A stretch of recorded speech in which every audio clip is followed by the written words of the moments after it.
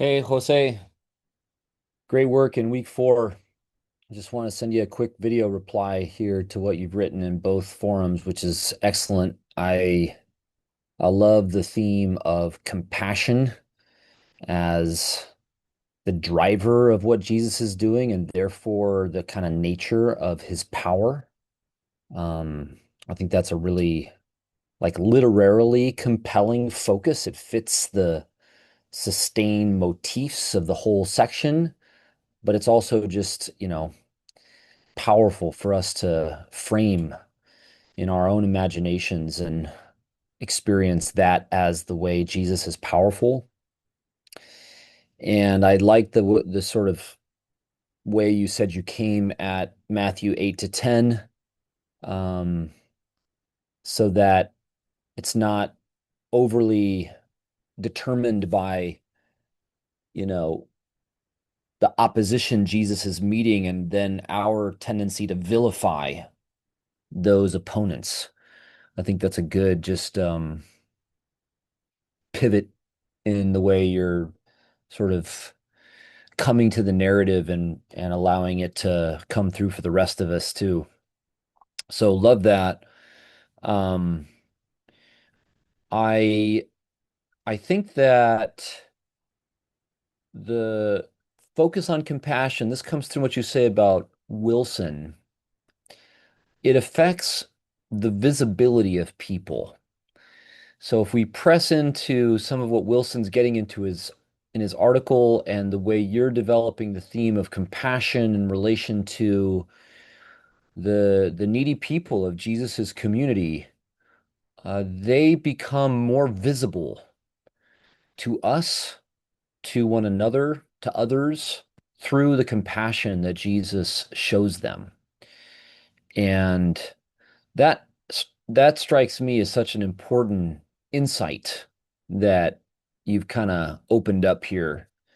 And of course, I'm thinking about so many painful realities in the present moment where if we see people through relatively neat categories, if we see them, through curated images, certain kinds of repetition, it's not just that our hearts are hardened, it's that we can't see people.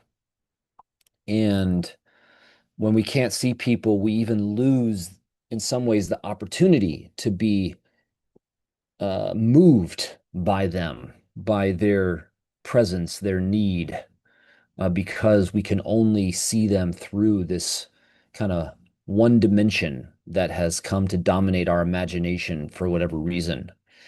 And this gets at really what I would say the motif of blindness is about in Matthew, and it really builds on the biblical prophets, uh, which often we don't know very well, and so can't see how what Matthew's showing us resonates with that prophetic testimony. But when the prophets talk about blindness, sometimes they're talking about particular blind individuals, but never in isolation. And many times they're talking about blindness as something that is afflicting an entire population, an entire community, and its patterns of relationship. And you can see through some of the ways you've analyzed this passage how that happens, how people, we think we're seeing each other, we're seeing something right in front of us, but we're not actually seeing it very well or very truthfully. So that's, I think, a helpful way to see what blindness is about in Matthew and how Jesus is healing people of blindness is not just about what he's doing for those persons classified as blind. It is about what he is doing to the whole community that they're a part of, that is seeing one another and other parts of life poorly. So, really good stuff. Before I close, I wanted to make sure to ask if there's something, if there anything I can do in terms of how I'm scheduling the Zoom discussion groups every week to make that more convenient for you or doable. I'm not sure if that's just not something that's going to work with your schedule in any way right now, which is fine. But if there's something I can do that would make joining a Zoom group easier for you, I just want to make sure that you're not missing out on that opportunity because I'm not scheduling anything that works. So let me know if there's something that I can do to adjust the scheduled options in the weeks ahead, or if that's just not something that is going to work with your life for this course, which is of course fine. Thanks again for some good stuff in week 4.